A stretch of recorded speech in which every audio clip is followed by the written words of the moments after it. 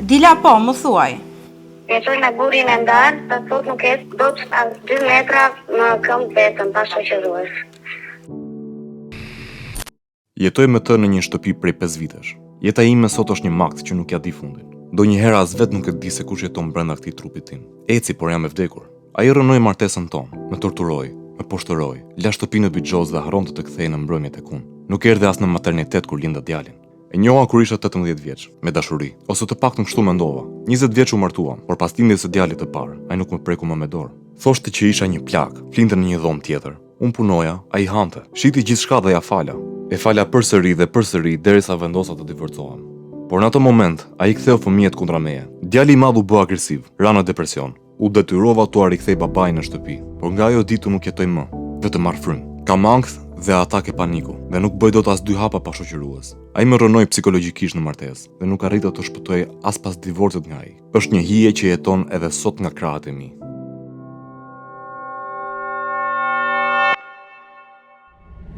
Kjo është historia e Dilës, pseudonimi i saj, e cila vjen në seancën e parë për të kuptuar vetë shkatërimin që po i ndodh, duke sakrifikuar veten për fëmijët e saj. Dila, 90% e ditës është e shkatruar. 90% e ditës tënde është e shkatëruar. I gjithë ky përjetim që ti ke vjen nga fakti se je në një marrëdhënie të papërfunduar, pra ligjërisht e divorcuar, por jeton me ish bashkëshortin tënd. Jetoj për natrin e fundit, sepse në që kam bërë divorcin, edhe kam marrë shkëputjen,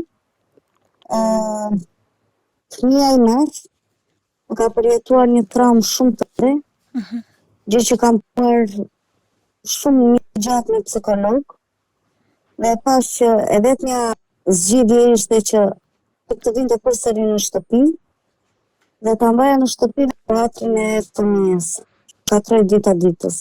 Është shqetësuar djali? Po, shumë. Nuk e pranon atë fakt, se ishte lidhur me teatrin. Dhe sa kohë u bë që ti jeton kështu tani? Kam rreth 5 vite. Ke rreth 5 vite. Jetoj në këtë situatë. Djali është shqetësuar, por ajo që po shkatërohesh tani je ti.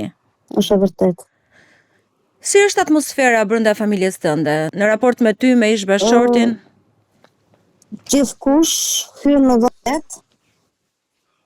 Gjithkush del, domethënë pa e thënë, vetëm mund të flasë për të fëmijëve që mund të shëndetemi ose mund të ha atë që mund të rastis të ha një pjatë vetëm për atë tyre, po gjë që nuk më kalon poshtë, sepse nuk mundem ta pranoj dot. Ti e ke të vështirë të jetosh brenda asaj shtëpie.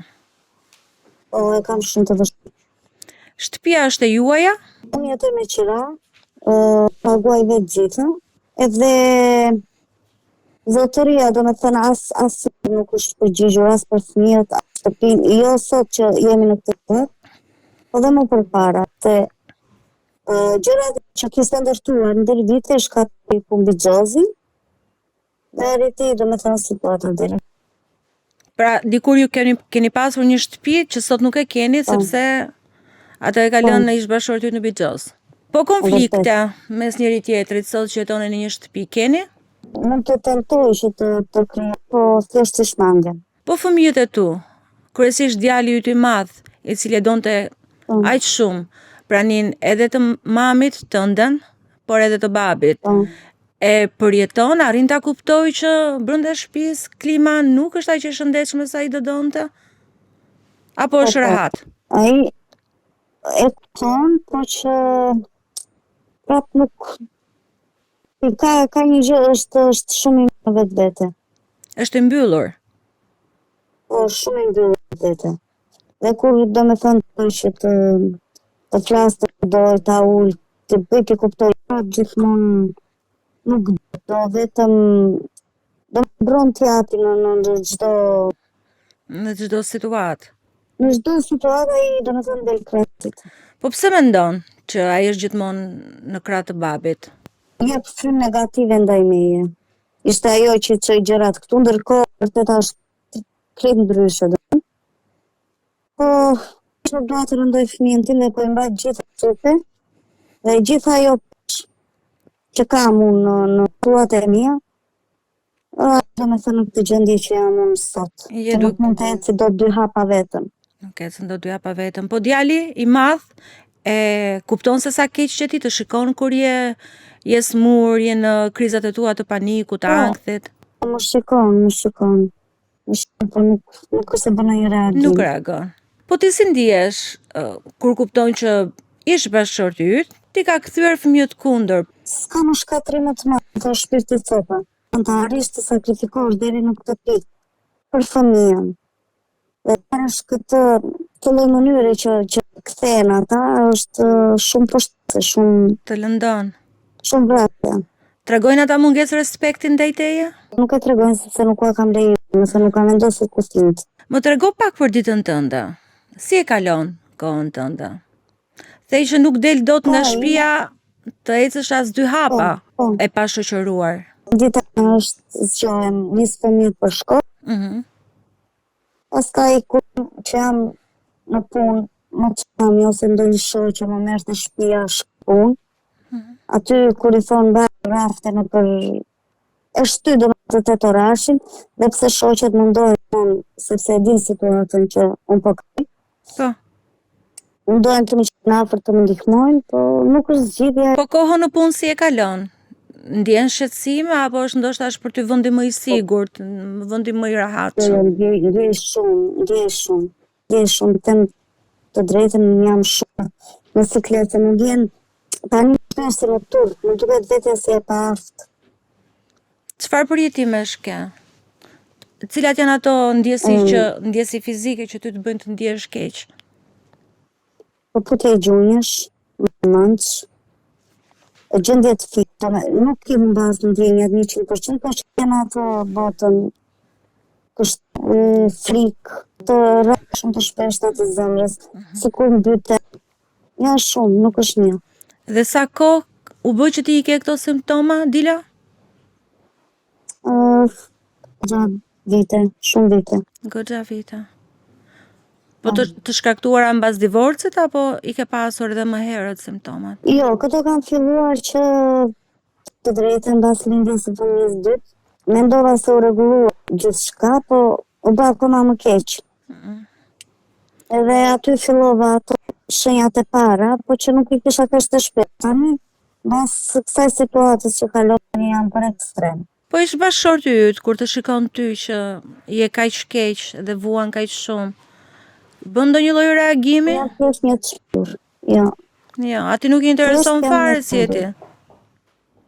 Ti je një çmur, thot. Ti je një e çmendur, po që në fakt ai është duke jetuar në një shtëpi që mbahet me kontributet e tua, në thonjzat e një të çmendur. Nuk ka fare ndjenja mirënjohjeje ndaj teja. Kur një njeri nuk e kupton çfarë do të lang, se shumë njerëz e dëgjojnë që ne shkojmë te psikologu dhe të marrin për pa ofenduar askën. Sikur jemi të sëmurë mendor. E kuptoj paragjykimin edhe stigmën. Ti thuaj që ai është një person tërësisht indiferent, të gjykon, po dikur si ka qenë me ty në martesë? E ke ndjerë ngrohtësinë e tij? Si ka qenë ai si bashkëshort? Pas lindjes së fëmijës, ka ndryshoj. Ai nuk flinte më me mua, ai nuk flinte më në shtëpi. Më dishin ditë të tëra që nuk vinte. Dhe okej, ja lash e kuptova sepse mendova si për vete, thash, ndoshta nuk ishte përballur me një fëmijë dhe mund ta pësonte si traumë. Mbajta të gjitha në supë vet. Por jo, u bë shumë e vështirë. Nuk kishte marrëdhënie. Ai as trupin tim nuk e njeh. Po ai të jep ndonjë shpjegim pse i ndodhte ky largim? Mund të është ta ulja dhe në momentin që ulja tani është drejt, tani është darkë, dhe gjithmonë ikte dilte.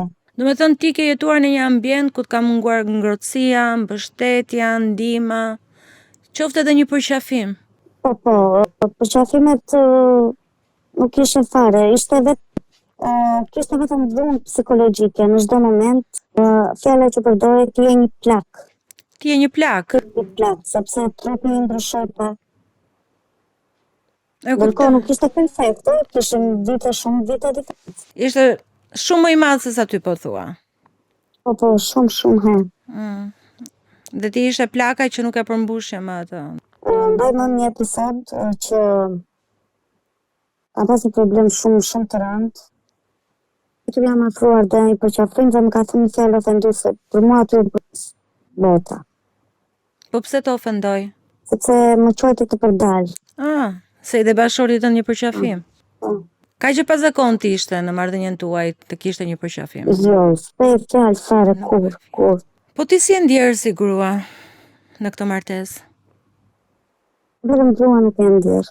E sot që mendon për veten tënde dikur të vjen keq për zgjedhjen që ke bërë? Më vjen shumë keq sepse kam qenë një vajzë çarkëne, vajzë në horizont, vajzë që e doja shumë jetën, vajzë që nuk e mendoja kur që unë do arrija në këtë gjendje. Në gjithë që më njohin më thonë